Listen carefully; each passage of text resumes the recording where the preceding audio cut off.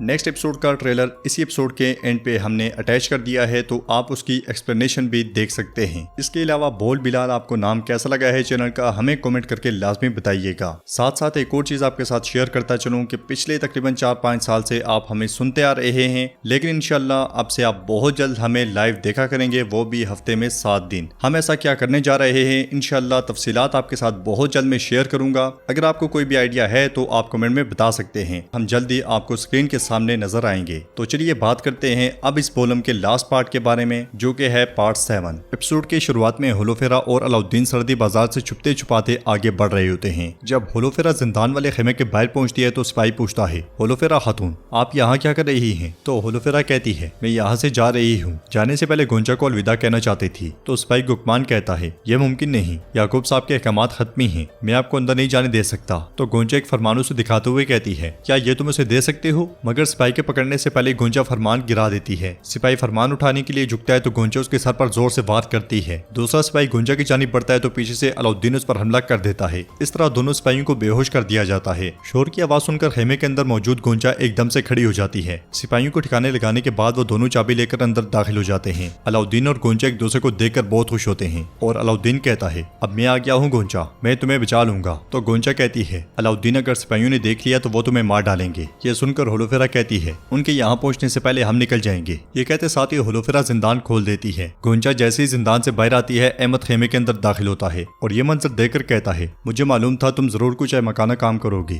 मेरी बीवी को अगवा करने वाले को मैं दुनिया से मिटा दूंगा, तुम्हें ये नहीं करना चाहिए था। तो अलाउद्दीन कहता है, मैं तुम्हारी वो जुबान काट दूंगा। किसकी बीवी? कौन सी बीवी? क्या किसी और से मोहब्बत करने वाली लड़की पर नजर जुमाना मर्दानगी है? आ जाओ आ जाओ। ये सुनते साथ ही अहमद उस पर हमला करता है। अलाउद्दीन एक झटके में उसकी तलवार गिरा देता है और उसे जिंदान में धकेल देता है। अलाउद्दीन को गुस्से में देखकर गोंचा उसे तलवार ले लेती है। अलाउद्दीन जिंदान में जाकर अहमद से कहता है, मर्द की तरह मुझसे मुकाबला करो। ये सुनते साथ ही अहमद खंजर फेंक देता है और दोनों के दरमियान हाथापाई शुरू हो जाती है। शुरुआत में अहमद अलाउद्दीन को कुछ पीट देता है, मगर अलाउद्दीन के संभलते साथ ही वो बहुत मार खाता है। अलाउद्दीन अहमद पर मुक्के बरसा बरसा कर खूब गुस्सा निकालता है और साथ कहता है, तुमने कहा मेरी बीवी? हाँ, वो लड़की जिससे मुझे प्यार है। अलाउद्दीन उसे बार बार उठाता है और बार बार मारता है। गोंचा उसे रोकने की कोशिश करती है मगर अलाउद्दीन नहीं रुकता। अहमद को निढाल होता हुआ देखकर गोंचा भागती हुई खेमे में जाती है और अलाउद्दीन को रोकते हुए कहती है, बस बहुत हो गया, तुम इसे मार डालोगे। जवाब में अलाउद्दीन उसकी जानिब देखते हुए कहता है, अगर मेरे पास वक्त होता तो मैं तुम्हें होश में लाकर वापस मारता रहता, लेकिन तुम खुशकिस्मत हो कि मेरे पास वक्त कम है। ये कहते साथ ही वो गोंचा को लेकर खेमे से बाहर आ जाता है। उधर हम देखते हैं कि काई कबीले में मलून खातून जाने से पहले सबसे मिल रही होती हैं। वो सब उन्हें बहुत दुआएं देते हैं। बाला खातून भी उनसे मिलते हुए कहती हैं, फिक्र ना करें बच्चे, मेरी अमानत हैं। यह सुनकर मलून खातून कहती हैं, मैं जानती हूँ बाला, मैं जानती हूँ। इसके साथ ही बाला खातून ओरहान और अलचम को लेकर चली जाती हैं। उस्मान साहब शामिल से कहते हैं, मलून खातून को अल्तन शिफाखाने ले जाओ,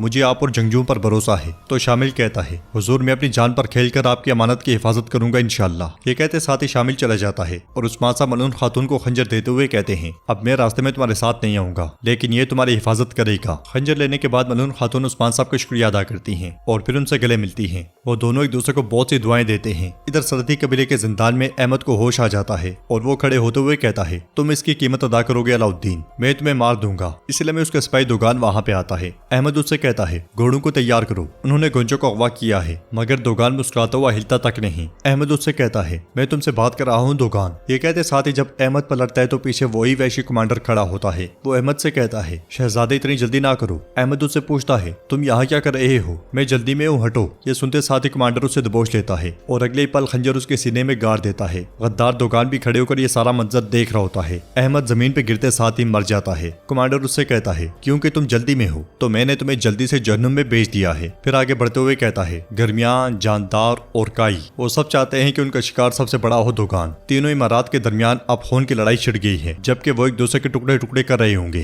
तब वो सब उलझैतों का शिकार बन जाएंगे। तो नाज़रीन, हकीकत में ये इब्राहिम बेग आदमी नहीं बल्कि उलझैतों का आदमी है। काई कबीले में बाला खातून उस्मान साहब के पास जाती हैं और कहती हैं, अब वो जाने के लिए तैयार हो रहे हैं, क्या हम उन्हें छोड़ देंगे? हालांकि हमें मालूम है कि वो हमारी पीठ में साजिशें कर रहे हैं। इसके अलावा अलाउद्दीन अभी तक नहीं आया। तो उस्मान साहब कहते हैं, अलाउद्दीन वही करेगा जो उसे करना चाहिए, फिक्र ना करो, वो सही सलामत वापस आ जाएगा। ये सुनकर बाला खातून कहती हैं, और उसके बाद क्या? इन्हें उसके बारे में मालूम हो जाएगा। तो उस्मान साहब कहते हैं, अगर मालूम होता है तो होने दो, तब हम दुश्मनी को नहीं रोक सकेंगे, लेकिन हमारा बेटा खुश रहेगा। अलाउद्दीन। बाला खातून कहती हैं, हम फिर से जश्न मनाएंगे जैसे कल मनाया है, वो सब अपना घर आबाद करेंगे। उस्मान साहब कहते हैं, जिन सरदारान ने हमारी बैत की है वो हमारे लिए जानदार और बनु गरमियाल के दरमियान दीवार खड़ी कर देंगे, लेकिन फिर भी हमें हर चीज के लिए तैयार रहना चाहिए। चलो अब जाकर उन्हें अलविदा करते हैं। उनके जाने से पहले ही आयकूत खेमे में आता है और उस्मान साहब से कहता है उन्होंने कराजईसार बाजार पर हमला किया, सबके सब ताजरों को मार दिया गया है। उस्मान साहब गुस्से से पूछते हैं किसने किया है? जवाबन आयकूत कहता है तमाम सिपाही शहीद हो गए हैं, हमारे पास कोई भी मालूमात नहीं है हुजूर। ये सुनते साथ ही उस्मान साहब गुस्से में खेमे से बाहर आते हैं, जहाँ पे सरदार याकूब और इब्राहिम भी जाने ही वाले होते हैं कि उस्मान साहब उनसे कहते हैं कराजईसार बाजार पर हमला किया गया है, मेरे सब सिपाही और ताजर मारे गए हैं, तुम में से कोई तिजारत के जरिए मेरी फतूहात को रोकने की कोशिश कर रहा है, इस मामले में जिसका भी हाथ हुआ वो बहुत भारी कीमत अदा करेगा। तो सरदार याकूब गुस्से से कहता है आप क्या कह रहे हैं उस्मान साहब? दूसरी जानिब अलाउद्दीन जंगल से गुंजा को लेकर भाग रहा होता है और कहता है हम घोड़ों के करीब हैं, वो इस पहाड़ी के बिल्कुल पीछे हैं। मगर इसी लम्हे एक सिपाही का मारा गया तीर उनके करीब से निकल जाता है, वो सब एकदम से रुक जाते हैं। अगले ही पल उलजैतू के आदमियों ने चारों तरफ से घेर लेते हैं। उलजैतू का कमांडर सामने आते हुए कहता है जब गिदड़ अपने शिकार को सूंघता है तो वो उसके गोश्त के टुकड़े किए बगैर उसे नहीं छोड़ता,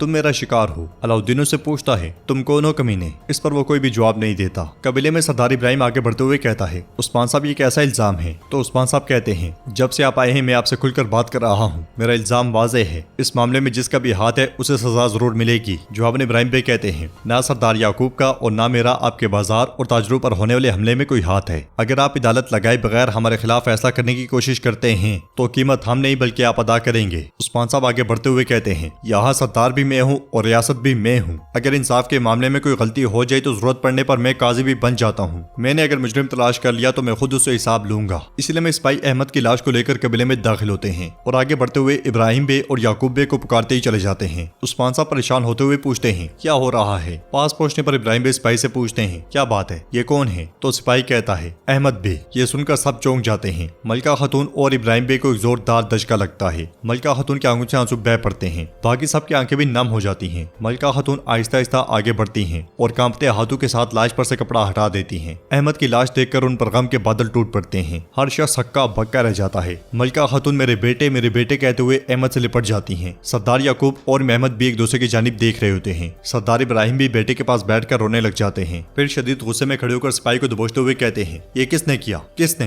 तो गद्दार दुकान कहता है अलाउद्दीन साहब ने गुंजा खातून को अगवा कर लिया, अहमद साहब को भी उन्होंने कत्ल किया। यह सुनकर सब में गुस्सा और परेशानी मजीद बढ़ जाती है। उस्मान साहब कहते हैं क्या बकवास कर रहे हो तुम क्या रहे हो? सरदार इब्राहिम उस्मान साहब की जानिब बढ़ते हुए कहता है तो उस्मान क्या तुम हमारे जिल्लात बनोगे? तुम इसका हिसाब चुकाओगे? उसके तलवार निकालते साथ ही सब लोग तलवारें बेनियाम कर लेते हैं। उस्मान साहब बिला झिझक उसके पास आते हैं और कहते हैं मैं नहीं मान सकता कि मेरे बेटे ने अपने भाई का खून बहाया हो, मैं इस बोहतान को नहीं मानता। लेकिन इब्राहिम साहब अगर आप मेरे खिलाफ तलवार निकालते हैं तो इसके नताइज के लिए भी तैयार रहें। इब्राहिम बे की तलवार की नोक एन उस्मान साहब के गले पर होती है और नाज़रीन एपिसोड भी इख्तिताम पजीर होती है। कैसा लगा आपको ये बोलम, हमारे चैनल का नया नाम, और इसके अलावा जो मैंने आपके साथ शेयर किया है कि बहुत जल्द हम आपको स्क्रीन पर नजर आएंगे, वो भी हफ्ते के 7 दिन। तो क्या कुछ होने वाला है एपिसोड में और हमारी जिंदगी में, इंशाल्लाह जल्द ही आपके साथ दोबारा शेयर करेंगे। फिलहाल डिस्कस करते हैं नेक्स्ट एपिसोड के ट्रेलर को। ट्रेलर का आगाज वहीं से होता है जहाँ पे एपिसोड का इख्तिताम हुआ था। काई कबीले में उस्मान साहब सरदार इब्राहिम से कहते हैं मेरे कबीले में किसी भी सूरत में भाइयों का खून नहीं बहेगा, मगर सरदार इब्राहिम उस्मान साहब पर हमला कर देता है और कहता है खून खून से धोया जाता है। मलका खातून भी बाला खातून पर हमला कर देती हैं। उस्मान साहब कहते हैं तुर्कमानों के तुर्कमानों से लड़ने का फायदा किसे होगा?